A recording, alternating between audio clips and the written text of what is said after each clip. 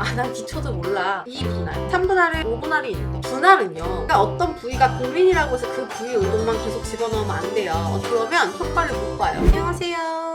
오늘은 운동에 대한 이야기를 해볼 거예요. 운동을 처음 시작할 때 제일 먼저 하는 고민이 뭐예요? 운동을 뭐 얼마에 한 번씩 해야 할지, 오늘은 어떤 운동을 해야 할지, 이게 이제 첫 번째 우리가 운동 계획표를 짤 때 제일 많이 고려를 해야 하는 부분인 거고, 그래서 오늘은 난 기초도 몰라, 이런 분들을 위해서 이제 가장 기본적인 것들을 이야기를 해주려고 하고요. 운동을 무조건 많이 한다고 좋은 것은 아니다. 우리는 휴식도 필요하고요. 한 번 운동을 할 때 집중을 할 수 있는 그 타겟 부위의 에너지도 필요해요. 운동을 매일매일 하시는 분들도 계시고요. 그리고 운동선수들도 마찬가지예요. 아침, 저녁 이렇게 훈련을 하잖아요? 그럼 중간에 꼭 휴식을 해주셔야 돼요. 근데 이제 그거를 간과하고 일반인들이 운동을 하는데, 난 아침에 헬스를 가고 뭐 저녁에 또 가서 운동을 해요. 근데 중간에 낮잠도 못 자고 수면 시간이 채 8시간이 되지 않아요. 그러면 당연히 운동을 하는 게 효과를 보지 못하고 몸만 계속 피곤해질 뿐이에요. 근육이 운동을 통해서 성장이 되려면 가장 중요한 거는 휴식이에요. 휴식. 물론 이제 영양도 중요하고 운동 강도도 중요해요. 하지만 이 휴식이 빠져버린다면 결론적으로 근산장이 잘 일어나지가 않거든요. 그래서 내 전반적인 스케줄 안에 휴식이 있어야 한다는 거죠. 무조건 많이 운동을 한다는 생각은 일단 운동 계획에서 좀 빼주시고요. 이 적당한 빈도가 또 남자랑 여자랑 좀 달라요.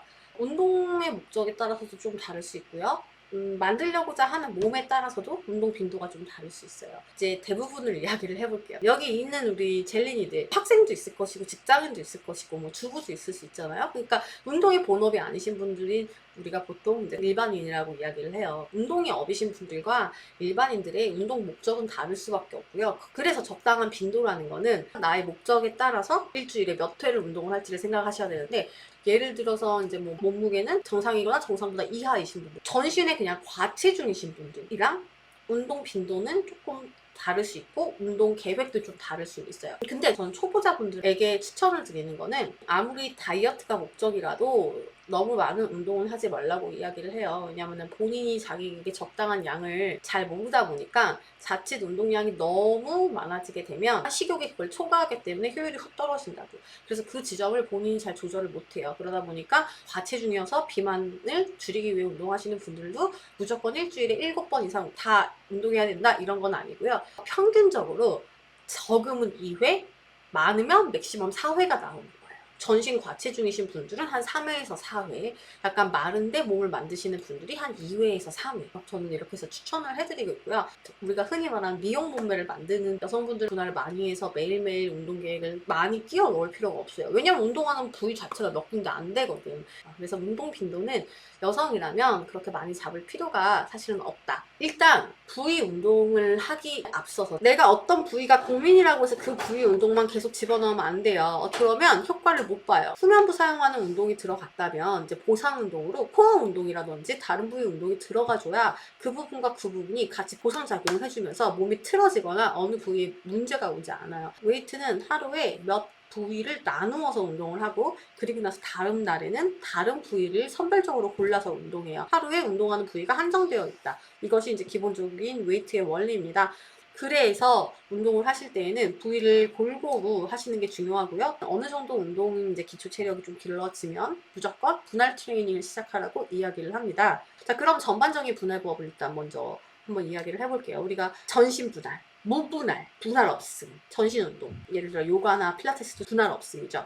그냥 쭉 하루에 전신을 다 운동하는 거예요. 어떤 분들에게 추천을 드리냐면요, 정말 초보자들, 체력을 키우기 위해서 초반에 전신 운동을 해주는 것도 좋은 방법이에요. 전신 순환 운동, 유산소성 운동, 혹은 하루에 내가 알고 있는 상체 동작 3개, 하체 동작 3개, 그렇게 해서 다 섞어서 하루에 고르게 전신 운동을 다 하시는 경우도 있죠.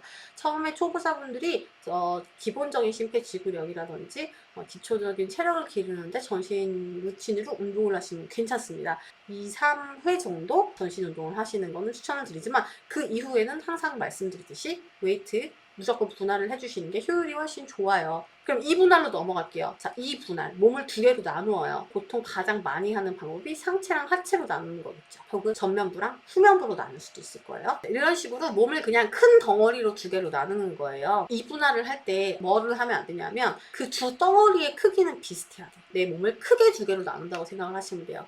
사실 이 분할은 많은 이제 초보자분들이 사용을 해요. 상체, 하체 나누어서 하루에는 상체를 그 다음에는 하체를 운동을 하는데 이때 말하는 상체에 들어가야 하는 모든 부위 중에 하나는 등, 가슴, 어깨, 팔 이렇게 하나씩이나 두 개씩을 넣어서 상체 운동 구성하고 하체 운동 하는 날에 이제 전면부 운동, 후면부 운동을 같이 넣는 것이 가장 기본적인 2분할 운동법이에요. 3분할은 가슴 등 하체, 몸을 세 토막으로 나누는 거예요. 우리 몸의 가장 큰 근육인 대근육을 기준으로 세 개로 크게 나누어 놓고요. 여기에 보조 근육들인 팔, 어깨를 끼워 넣어주는 거예요. 그래서 어떠한 분할 방법을 사용하는 거는 본인의 마음이에요. 근데 내 몸에 맞는지는 내가 직접 해보고 테스트를 해봐야 돼요. 그리고 나서 이제 5분할이 있는데요. 5분할은 정말 가슴 등 하체, 팔, 어깨 이런 식으로 운동을 해요. 그러니까 여성 젤리들에게 좀 해당하는 이야기를 해볼 건데요. 제일 많이 쓰는 게 3분할이랑 5분할이거든요. 구성이 가슴 등 다리, 하체 하나 있고 상체 2개 있어요. 근데 이제 이게 5분할이 됐어요. 가슴 등, 어깨, 팔. 상체만 4개가 됐어. 하체는 하나 있는데. 이게 이제 상체를 디테일하게 만들기 위해서 분할 자체가 상체 운동 위주로 되어 있는 게 3분할법, 5분할법, 기존에 우리가 하고 있는 운동 방법들이에요. 근데 실제로 여성분들이 그렇게까지 상체 분할에 많은 신경을 쓰지 않아도 된다는 것이 저의 생각이거든요. 물론 상체 운동은 아주 중요합니다. 아주 기초적인 수준의 운동만 가끔 해줘도 팔의 근력이라든지 팔에 기본적으로 가져야 하는 탄력이라든지 이 정도 목적이라면 굳이 그렇게 분할로 나누어서 운동을 할 필요가 없다는 거죠. 그래서 저는 여성분들이 분할을 짤 때는 조금 달라야 한다고 생각을 했어요. 여성분들이 내가 상체 운동을 많이 가를 것인가 아니면 그 대신에 하체 운동을 조금 더 갈라서 운동할 것인가를 좀 고민해볼 필요가 있다라는 것이 제가 생각하는 분할법의 요지였고요. 제가 지금 하는 분할법은요. 아주 간단하게 2분할 운동을 해요. 그냥 상체하고 다음번에 운동할 때 하체를 해요. 근데 이제 이 매번 들어가는 상체나 하체 부위가 매번 똑같은 건 아니고요. 계속 이제 바뀌어요. 저는 엉덩이, 허벅지, 등, 어깨, 상체 딱 5개로 나누는데요. 이거를 이제 돌아가면서 그냥 한 번씩 운동해요. 이렇게 부위가 조금씩 내가 중요하다고 생각되는 위주로 들어가고요. 키울 필요가 없는 근육들은 자주 안 들어가고 종종 들어가요. 한 달에 한두 번 하나? 분할이 들어오니까 운동이 어렵게 느껴지죠. 그럴 수밖에 없습니다.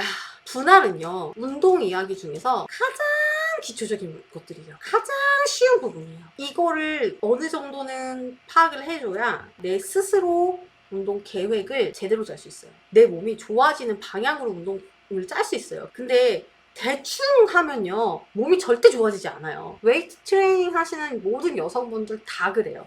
여기에 비해서 여기가 얇고요. 여기에 비해서 허벅지랑 엉덩이가 커요. 그러니까 옷이 이렇게 될 수밖에 없어요. 웨이트 트레이닝으로 만들 수 있는 이제 여성의 라인인 거죠. 그러다 보니까 그런 운동을 하셨을 때 그런 효과를 가져갈 수 있고 그러기 위해서는 분할 운동을 해야 한다. 이게 요지인 거죠. 속근육을 만드는데 이제 필라테스나 요가가 도움이 돼요. 근데 겉근육을 만드는 것에는 또 도움이 되지 않아요. 하지만 복부는 매일매일 하셔도 좋은 소근육이에요. 복부는 너무 작은 근육이고 조금만 운동 안 해도 풀어지고요. 우리는 복부 근육 키우려고 하는 게 아니라 조이려고 하는 거잖아요. 그래서 이렇게 조여야 하는 근육들은 매일매일 운동을 해줘도 좋은 근육들이에요. 예를 들어 플랭크라던가 뭐 트위스트라던가 이제 이런 동작하면서 라인을 잡아주는 것들은 자주자주 연습을 좀 해주셔야죠. 여성분들은 자주 들어가는 루틴하고 종종 들어가는 루틴하고 조금 차이를 놓고 운동을 이렇게 진행을 하시면 몸매를 만드는데 쉽게 감을 잡으실 수 있을 거예요. 운동은 부위를 계획을 하고 거기에 맞춰서 전반적인 계획을 가지고 운동을 해야지 즉흥적으로 내가 골라서 운동을 하는 것은 좋지 않기 때문에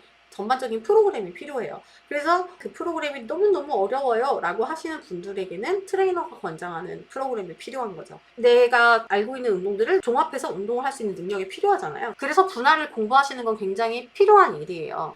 양을 못 지키시는 분들은 계란 후라이를 먹든 계란 찜을 먹든 계란 삶아 먹든 다 거기서 거기에요. 어차피 양 못 지키기 때문에 그분은 그냥 쪄요.